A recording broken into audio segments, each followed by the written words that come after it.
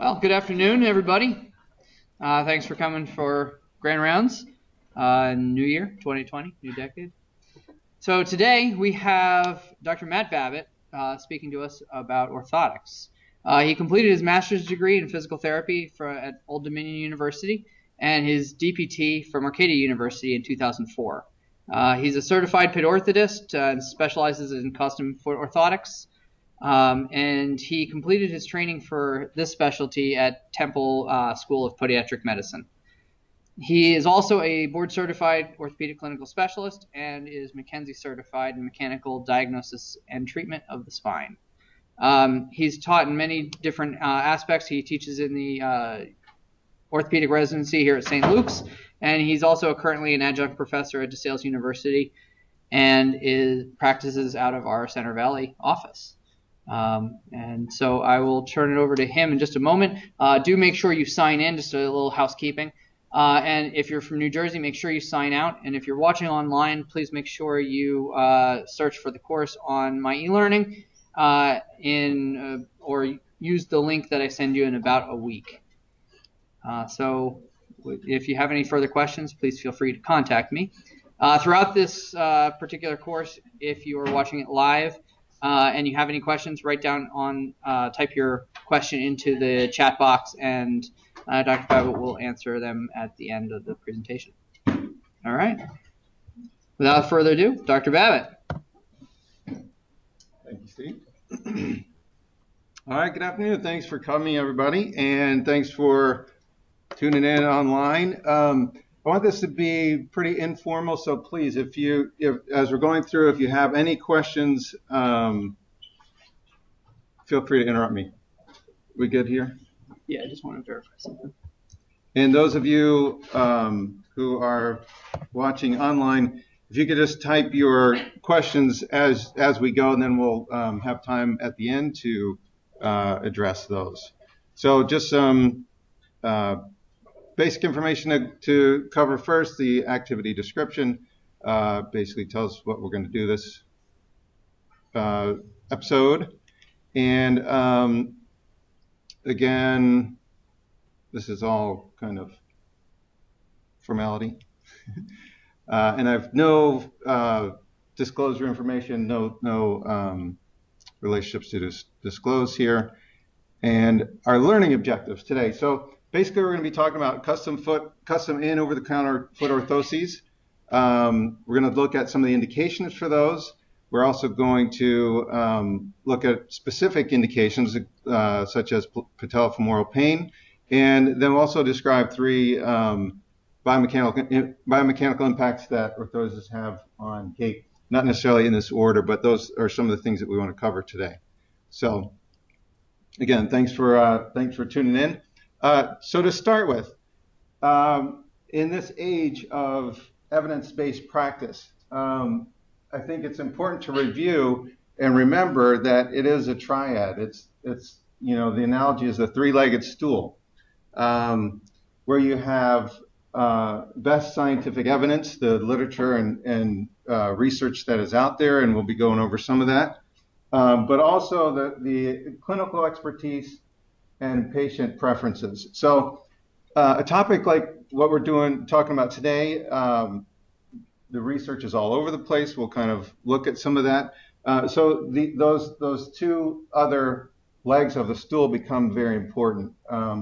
When the research is cloudy or muddled or lacking or just inconclusive, sometimes we rely more on those other points, the clinical expertise and the patient preferences. So I think this really comes into play, and this is important in the area of foot orthoses.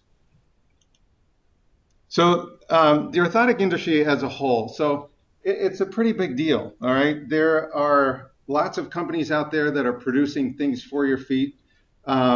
This was a market research study that indicates that could reach $3.5 billion by this year. So it's no small industry. And if you watch TV, you see the commercials all the time. Sometimes there's even these hour-long infomercials. So there's a lot of stuff out there, and we're going to try to make sense of some of it. So just some of the more popular ones, Dr. Scholl's, we've all heard those commercials, right? Everybody wants to, well, they were gelling for a while and walking on clouds and pillows, and it sounds great. Like, it's fantastic. I mean, who wouldn't want that in their shoes? And I don't want to discount that at all, because, a lot of times we as medical professionals, we say, oh, it's a big gimmick. It's a bunch of smoke. Well, to some degree it might be, but you can also find people who have benefited from those. So, if somebody comes in and says, hey, I put these Dr. Scholl's in my shoes and I feel great, I'm not going to say to change anything. But there is, I think where they kind of push the envelope a little bit is when they're calling them custom, and, people think they're getting a purely custom device. But anyway, all this to say, that this is their annual sales. I forget which year this was, but $234 million, for annual sales.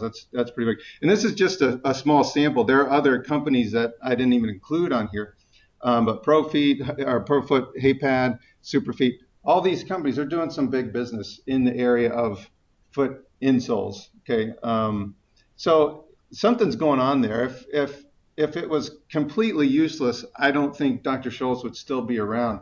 I think they're providing some kind of benefit based on their sales and what the market surveys have to say. So continuing on with that market survey industry report, basically their take is that custom foot insoles are revolutionizing the footwear industry with the advancement of technical footwear. Doesn't seem to have diminished the orthotic industry at all, which is kind of interesting to me, and we'll talk about this a little bit later. But now, like running shoes, anybody bought a new pair of running shoes lately? They're upwards towards $160, right? I mean, it's not too unusual to pay $160 for running shoes, and they want you to buy an insole on top of that. And my feeling is, if the shoe's that good, like, shouldn't that come with some kind of custom insole? But anyway, so there seems to be a growing demand for this, for these devices. Okay, whether they're custom or over the counter or a variation. The other thing that's seems to be emerging is the whole idea of the 3D printing. So, where you can scan a foot and then the 3D printer can produce this orthotic, which, my lack of engineering expertise, I can't figure that out, how an orthotic comes out of a printer. But, that's something that I will be looking into in terms of, an option for, it might be able to lower costs. It might be a, more accessible type thing. But anyway, that seems to be emerging. Okay. So let's talk about theory. So what are we trying to do with orthotics or shoe inserts, foot orthoses? There are a lot of different theories out there, and one of the things that always tells you is that we don't really know what's going on, right? If we did, there'd be one theory, and everybody would be able to accept that theory and go with it. The fact that these are some of the main ones. There's just a lot of different thoughts out there. The root model. This is probably the most popular and the most traditional one, which is based on an ideal or normal structure or alignment of the foot. That's where the whole idea of subtalar neutral came from. And I probably default to this the most as I'm trying to explain things to patients, because it seems like it makes the most sense. Like, we're trying to get things in better alignment. Okay. So it makes sense to me. It makes sense from a biomechanical standpoint when you're looking at the alignment of the musculoskeletal system. However, that may not be the whole picture, and it may not even be the best model. We don't really even know. I actually think that it's probably a combination of all these theories. Talking about foot morphology, the shape, different tissues that are being placed on stress or relieved from the orthotics. You got pathological subtalar joint moments or which deals with the axes of the foot, which gets pretty complicated. And even that itself is not even well understood at this point. There's still some debate about how many axes are there at the different joints of the foot, and what do they actually do, and are they moving all the time, or are they kind of a sedentary fixed axis? So there's some, you can find some arguments about it. So again, there's so much that's just not really well understood. But I throw this up there just to say that there are a lot of different ideas, and we don't really know. It's, as advanced as we are, it's hard to put a finger on exactly what's going on, okay, or why an orthotic or an insert might be making a change. So having said that, we do have some data that can indicate, maybe point towards some of these things. This was actually me when I was preparing this lecture. As I'm trying to sort through all this literature, there was a small explosion. I recovered, thankfully, but it's overwhelming. It's you read an article and it references a bunch of articles, and you look at those and they reference, and before long I have like a stack of papers, a couple feet high on my desk, and that's what happened. But anyway, so be careful. It's dangerous work, but it's just overwhelming. So as going back to the evidence-based, our first slide with evidence-based practice, it's up to us to kind of be up on the literature, but I also understand it's a hard thing, and it's not getting any easier because more and more studies are coming out. And there's some good ones that date way back that are still relevant, and there's some good ones that have just come out recently. Okay, so let's take a look at some of the literature, and so just to start off, there is considerable research that suggests that casting or custom foot orthoses do help patients improve with their symptoms. This is obviously a generalized statement, but this in 2006, this Emerging Concepts of Podiatric Biomechanics discussed this and listed 16 references there. We're not going to go into those in detail, but there is some research out there. The problem is there's also research that kind of disagrees with that. So some of the things we do know, okay, apologize for this busy slide, but they have done biomechanical studies to see what the effect of the orthoses has on the biomechanical system. One of the things we do know is that they can alter the motion patterns of the foot and lower extremity. And that's not surprising. That's kind of what we think should happen. Was it something I said? Anyway, so these shouldn't be too surprising. So they have validated this in research that orthoses can decrease the maximum rear foot angle from a position of eversion to more of a neutral or inverted position. Also to decrease the maximum rear foot eversion velocity during gait. So how fast is that calcaneus everting, which is related to pronation. It can change the ankle dorsiflexion angle. It can also decrease maximum internal tibial rotation. Again, as you pronate, your tibia internally rotates. As you supinate it, it externally rotates, just like our diagram over there. This is something that always raises questions in my mind about ACL tears. Is it possible if you were to do that as a preventative method, would it reduce the occurrence of ACL tears? And I don't know that that's been completely looked at. If anyone's seen any literature, let me know, because that just always makes me wonder. And then also can decrease the maximum internal ankle inversion moment. Can decrease the knee adduction. Again, it can change knee external rotation moment and abduction moment, and also can decrease the impact peak and maximum vertical loading rate.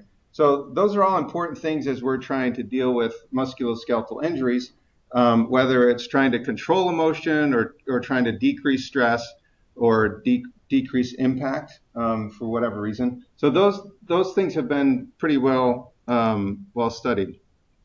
They also have shown to alter the contractile activity of lower extremity muscles, biceps femoris and anterior tib. Again, anterior tib you would kind of expect. Biceps femoris is a little bit more surprising.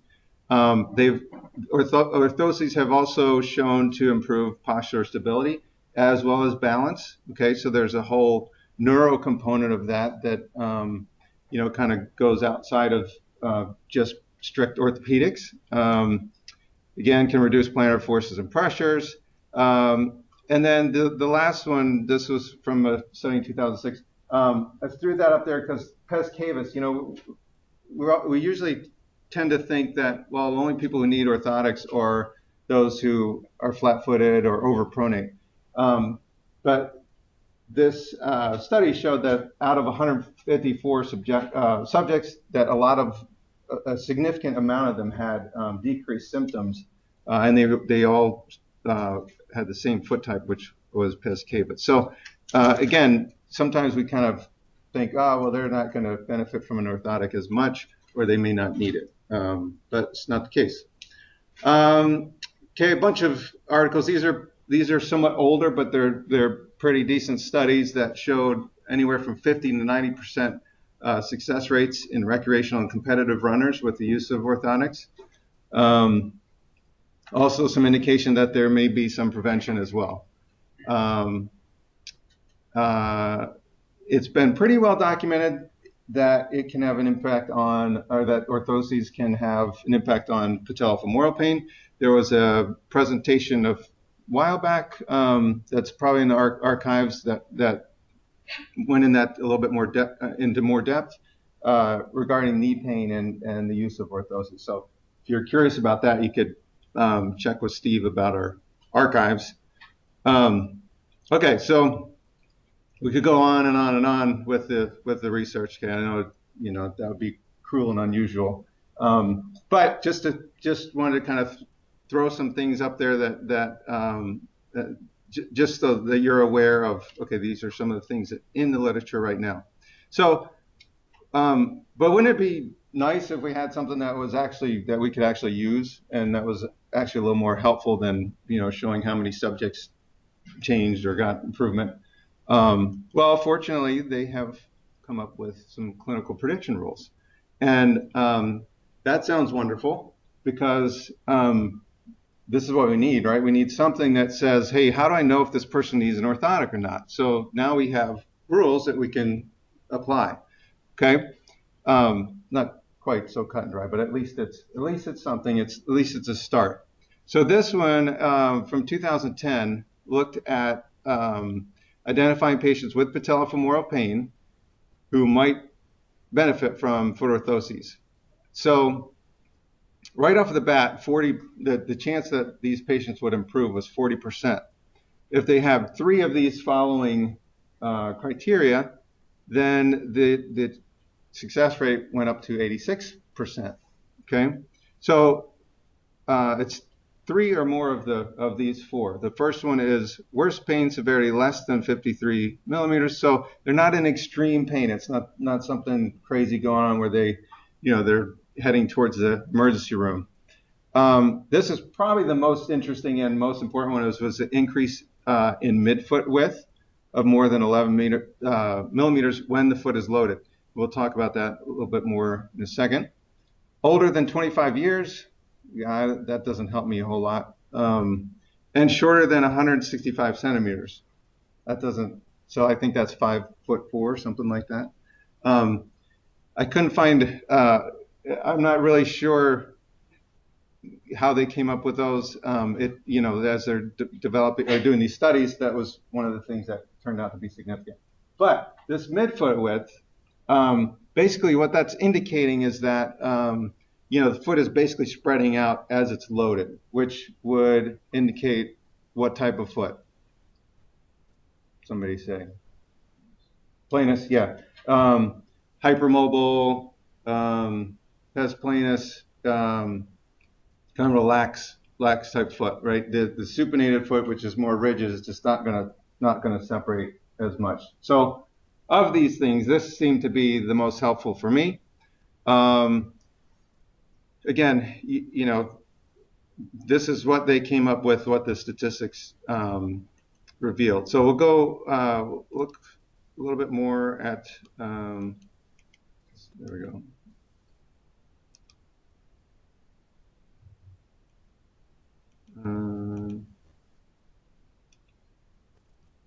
Okay. And then another study in 2011 came up with clinical predictors. So it's kind of in addition to what we just looked at, but the combination of three of these four predictors increases success rate from 25% to 78%.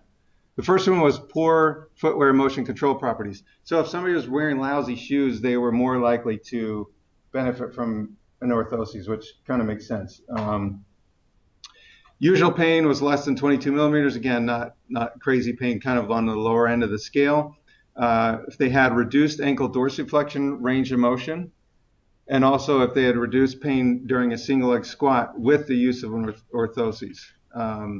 That indicated that they would have improved success with the use of foot orthoses. So this is just in terms of patellofemoral pain. So that's one of the downsides is, you know, it's to a specific condition. Yes? So it's like the visual analog scale. I believe it's 10 centimeters, and so they just broke it down. So it's pretty low. So on an American United scale, it's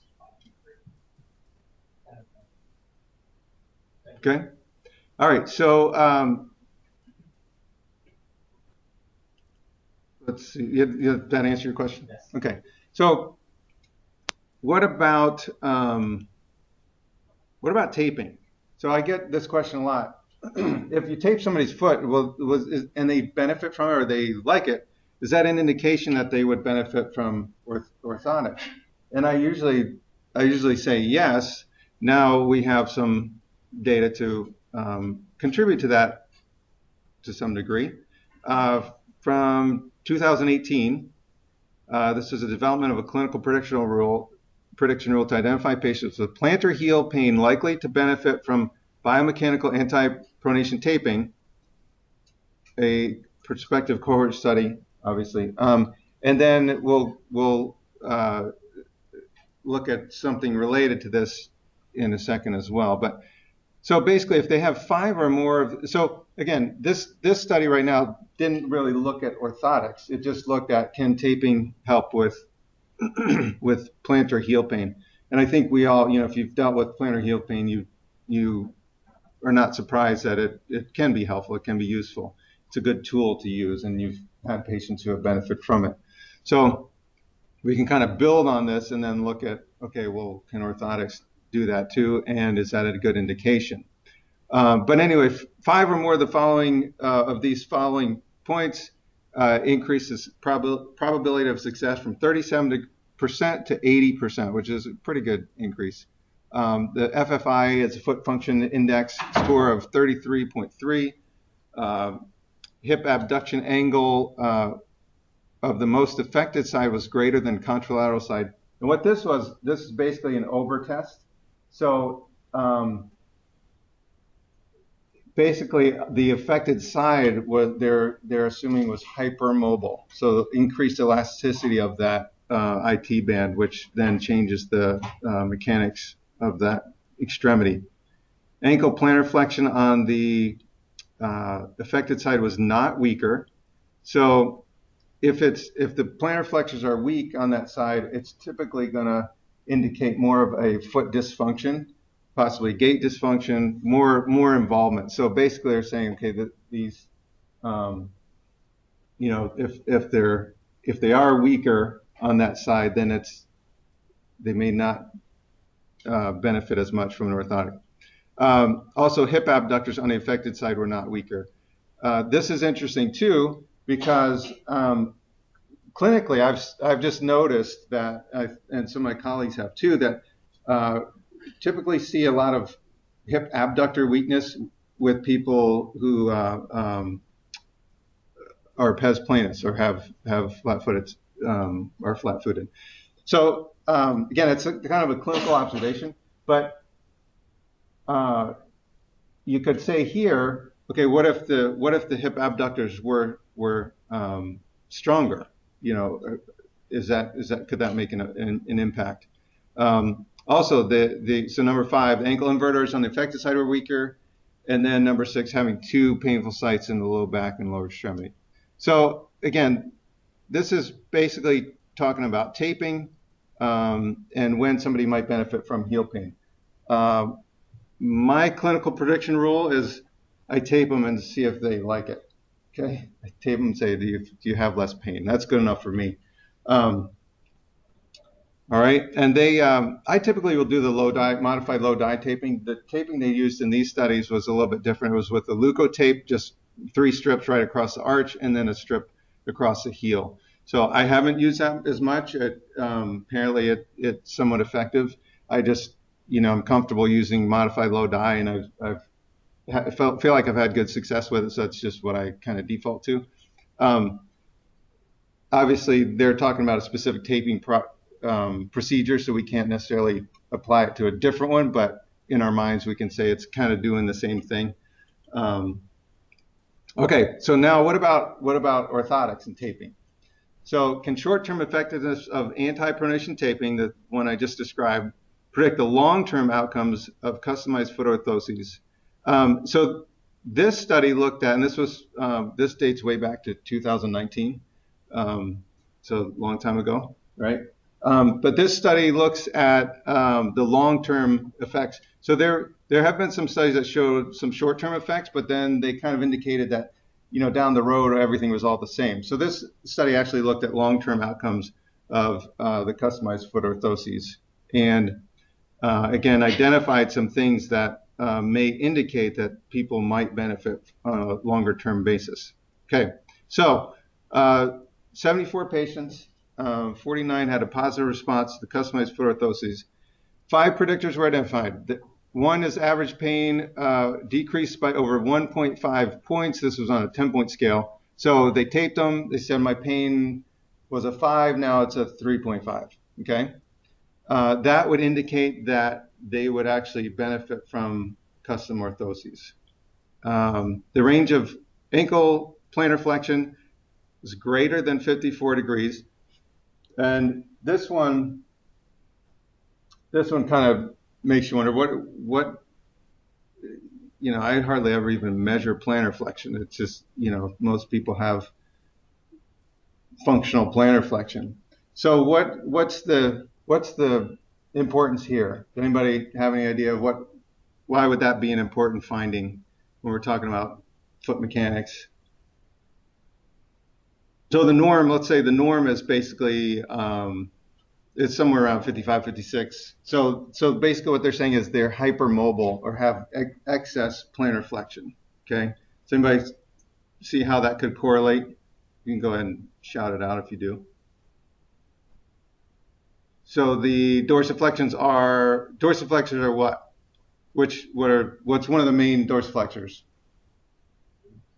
Anterior tib, right? And we also know that it eccentrically controls pronation, right? So if again, this is what they theorize, is that if the anterior tib is lengthened, then it's probably in a weakened state. So it's that length tension curve idea.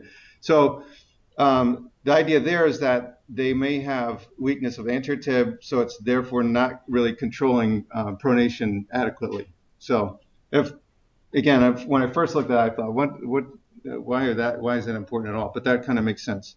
Okay, so the strength of the ankle plantar flexors on the symptomatic side was equal to or stronger than that of the other side. Again, going back to that last one, the plantar flexors kind of have they're an indicator of your foot function and in your gait. So if they're weaker, that means you probably have a more severe dysfunction and also some gait dysfunction that could be contributing to whatever's going on.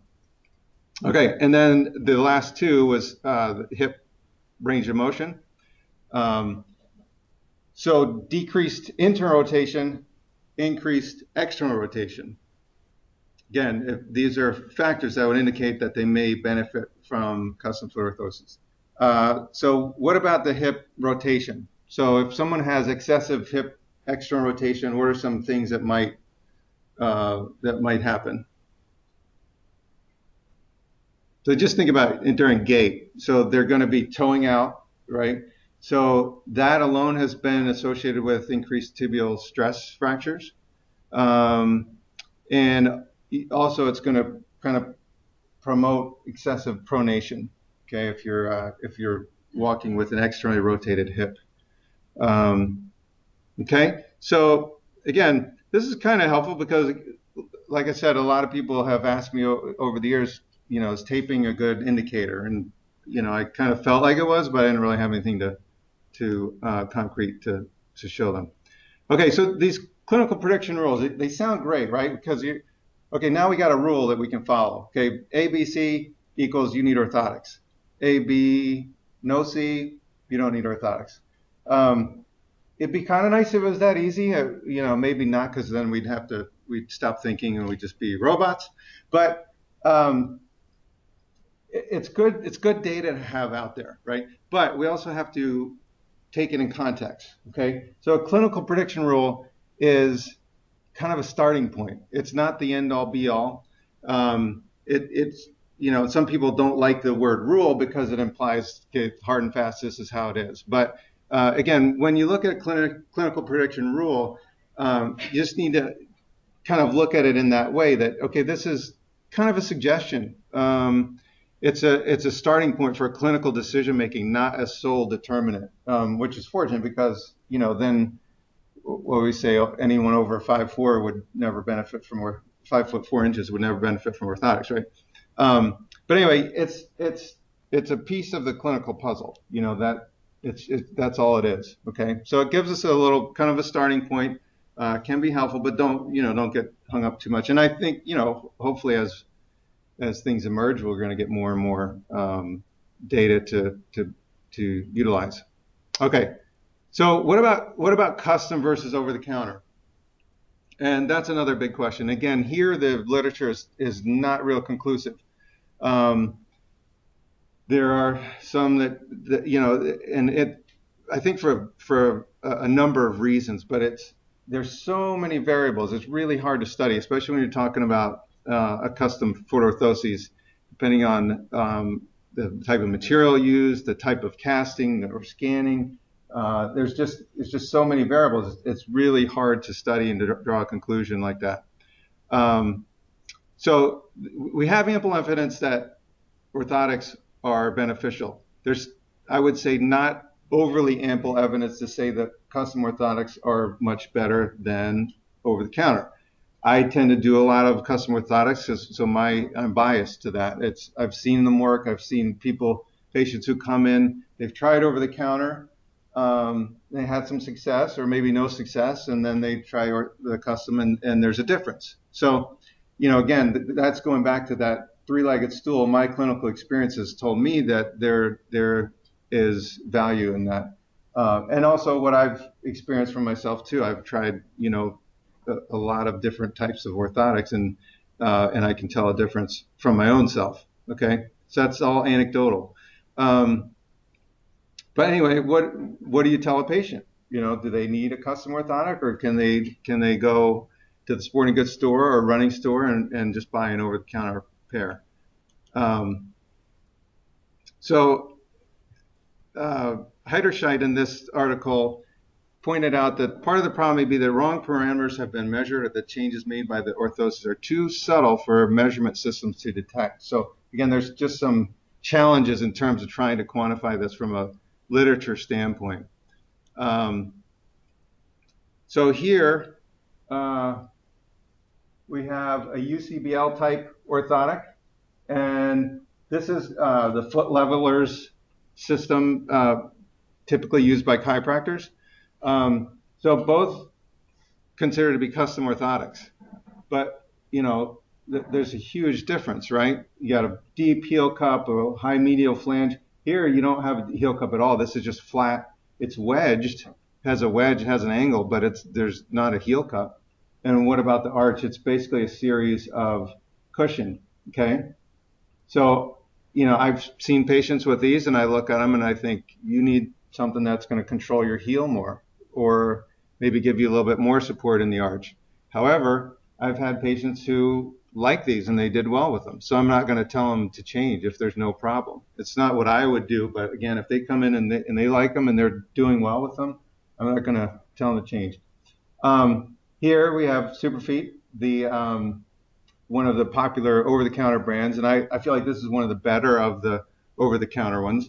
But there are limitations with over-the-counter. If somebody has a unique foot, so these have to be made for the masses, right? They have to be generalized. So they're going to work for some people. They're probably not going to work for other people. And again, makes it difficult to study because, what are you starting with? Is it like 100 people who have the exact same foot type? I mean, you can't find that. So it's hard, it's a hard conclusion to draw. But anyway, and this is just to kind of show you, okay, so if they did a study comparing this to this and this to this, do you think there'd be a difference? I mean, that's, I would think there'd be a lot of difference. I don't know which way, but, compare this to this is almost like apples and oranges. Okay. So going back to the theories, maybe this is more of a neuromuscular component, that there's pressure points that are being activated. That's a possibility. This is certainly more of a, structural control type of device. But again, it's hard to be dogmatic about this. All right. And I think it's important that we let our patients know that too. So also with custom orthotics, there's a huge, big number of variables that you can choose when you're prescribing. So from material to length to accommodations, they did a study in 2016 looking at what were people's trends when they were prescribing orthotics, and they concluded that as healthcare practitioners were prescribing orthotics, they tend to use rely more on trial and error and previous experience than research evidence. And in my case, I can say that's easy because the research is all over the place. I have, maybe 23 years of experience that I can kind of fall back on, which, helps in that regard. Okay, so it's another big question. Are they worth the money? That's one of the things people say. The custom orthotics are a lot more expensive than over-the-counter orthotics. Is it worth it? Again, so there's not a clear answer. It's not an easy answer. It may depend. It may depend on the need. I've had a lot of people who just they're happy to pay out of pocket for an orthotic because they've tried everything else, and they say, I'd be glad to pay this if it helps with my foot pain. So, again, we go back to you're buying shoes for $160 plus a $50, $60 insert right there. You're getting up there already. The cost of the orthotics that we do out of pocket is $350 for the pair.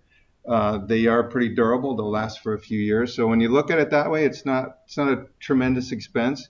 What do we bill for an eval? We bill over 300 something to an eval. Now insurance doesn't pay that, but somebody with a high deductible and co-insurance unfortunately does.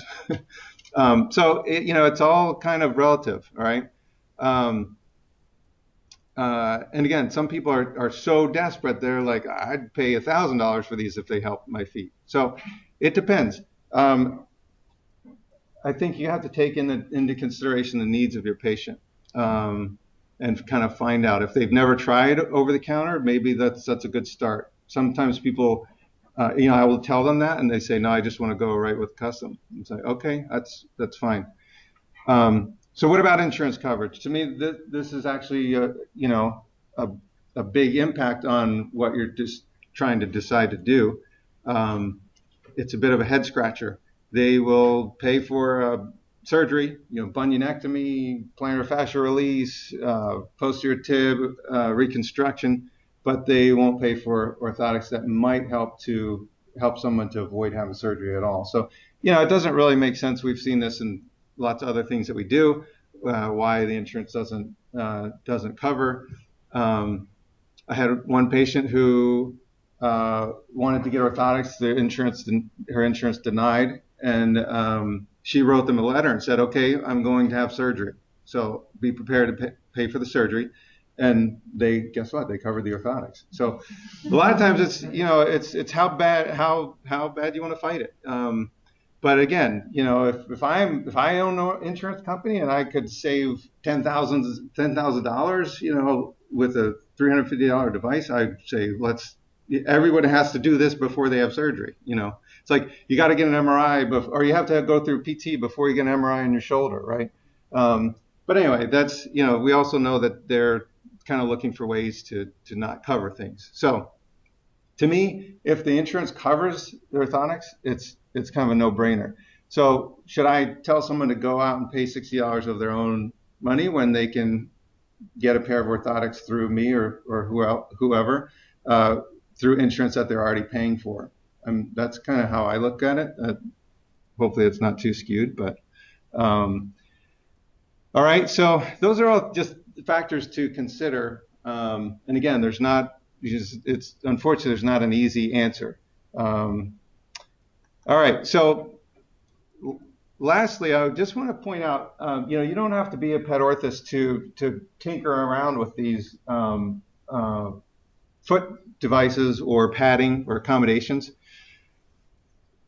It would make sense to have some of these stocked in your clinic so that you can try them. If somebody has metatarsalgia or pain in the forefoot, just a regular hay pad, metatarsal pad can sometimes do wonders. You don't need something real fancy.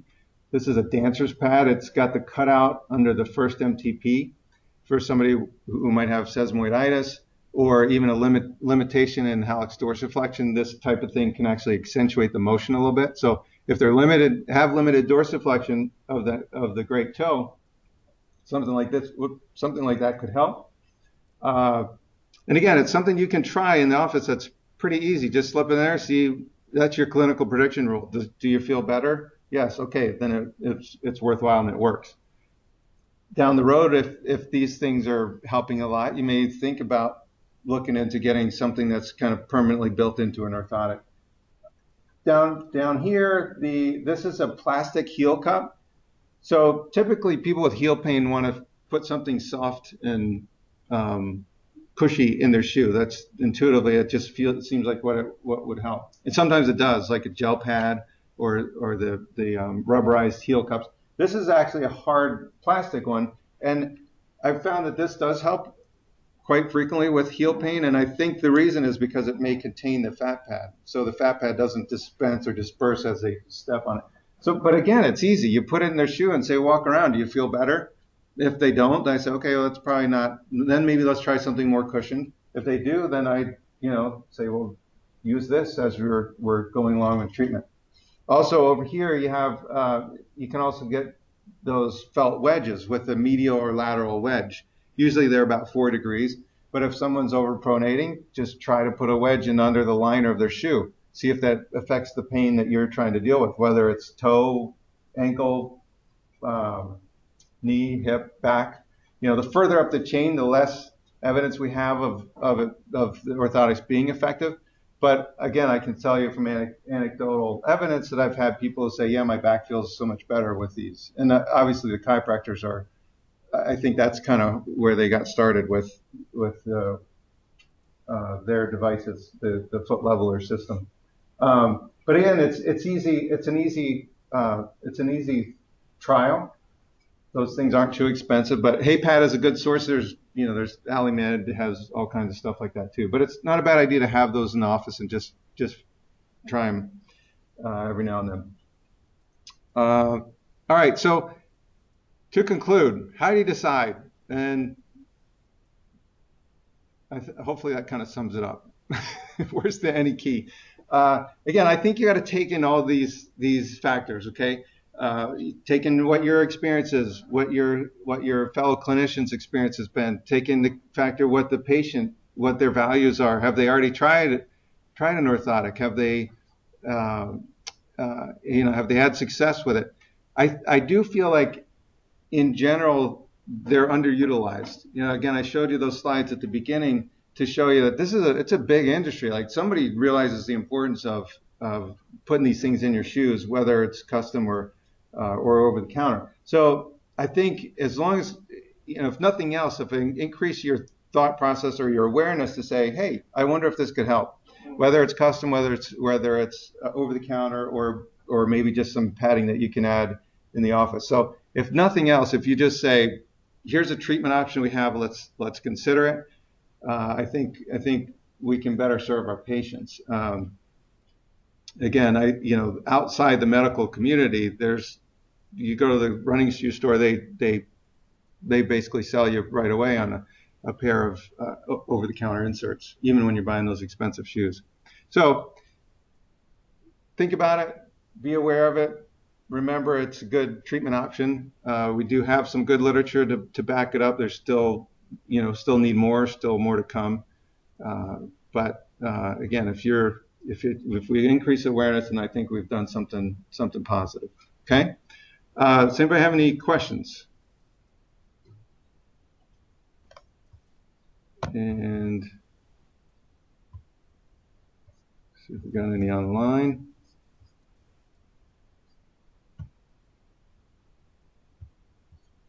Steve, you might have to help me check. Oh, there it is. So what would be the indications for that you would like to see somebody refer to you? So if we're seeing a patient and we're not sure, what would you want to see from us? Well, again, I think if you kind of go through that thought process of, okay, we're missing something here, or the patient's sort of plateaued, you're treating them, and the symptoms, you may feel like you're kind of up against the wall. Their orthotics are covered by your insurance, which your front desk staff can find that out. Then again, it's a good treatment option. Maybe they're asking you, maybe they've already had an over-the-counter pair and thought, is there something I could do better? Obviously, if they're still coming to you, there's probably having some kind of issue that's lingering. But yeah, I would say, when you're looking for other treatment options that might help, again, whether it's foot, knee, or hip or back pain, I think that's an area where we can kind of work together and say, hey, let's take a look at those. Does that answer? Okay. Yeah. Is there any age cutoff, or what age can you start doing the products? That's a good question too. I haven't found anything conclusive in the literature. So typically, if I have kids who are growing real fast, like adolescent and below, I will do a temporary orthotic made from aquaplast. So I'll just mold a piece of aquaplast, and they're called aquatemps. They seem to give a good amount of support and control, and they're not as expensive as the full-blown custom ones. So a kid who's going to outgrow them in 6 months, or just wear them out in 6 months, that's a good option. But I've heard that question a lot too. What about the younger folks? There's the debate is, okay, you don't want to alter their development by putting them in orthotic. And then some people say, well, if they're showing signs of pes planus at an early age, why don't you do it as prevention? I don't know the answer. My own conclusion, just from kind of looking and thinking about it, is that if they're not having problems, I tend to not recommend an orthotic. Just let them go, because I do think that it's good for the foot to have to develop, and I don't want it to be too supported. If they're having problems, if a 6 or 7 year old is having problems in their foot and they can't run and jump, then I think it's certainly indicated. At least temporarily for certain sports activities. Right. Yeah, and there again, So a parent might say, well, they're going to need them for the rest of their life. And I say, I don't know. Like if, once you kind of outgrow these, see how you feel. If things are good, if things are feeling okay, you may not need another pair. The other thing too is I really feel like the combination of physical therapy and muscle training and education is equally important. I don't like to just kind of focus on one or the other. I think it's a conjoined type treatment. So, some of my older folks, they're not as exercise oriented. They may need the orthotics. Some of the younger ones who are pretty active, they might need the orthotics for a short term, and then they might be able to kind of train their way out of them. I don't know. So, but I don't ever want someone just to say, oh, I have these orthotics, I don't need to do any exercise. I don't like that. Anything else? Any other questions? Yeah, if somebody generally wants to be barefoot and be on the beach, does an orthotic in their sneakers when they run have any significant benefit to them long term? To someone who wants to, who spends most of their day either barefoot or on the beach or retired. I think it kind of goes back to what are they dealing with? If they don't have any foot pain, if they walk around on the beach barefoot all day and then they put their shoes on and run and have no pain, I wouldn't say, you need an orthotic. If they're having pain when they run or even when they're walking at the beach, then you gotta alter something. So I think a lot of it depends on what are they experiencing and what are the goals, what are they trying to do. And sometimes the orthotic can help them to get to be able to do what they want to do. All right. Well, thanks again for. Did you have a question? Yeah. You referred to a taping technique that you use. What is that taping? Yeah, it's called a modified low dye taping. It's kind of a teardrop going from the first MTP around the heel to the fifth. And then you do that twice and then tape. So it basically encompasses the whole foot. And I hate to say it, but there's some great videos on YouTube on low dye taping that are pretty helpful. The taping that they used was a little more simple, and it was just right across the arch, like horizontal pieces across the arch, and then the calcaneus. They didn't really say too much if they were trying to pull into inversion or eversion. They didn't describe the technique that well, but that's another option. But the modified low dye taping, there's some good information in the literature about the effects that it has on plantar fasciitis or heel pain, and it's been pretty well reviewed. And dye is spelled D-Y-E. Yeah, thanks. All right. Okay, well, thanks again for coming.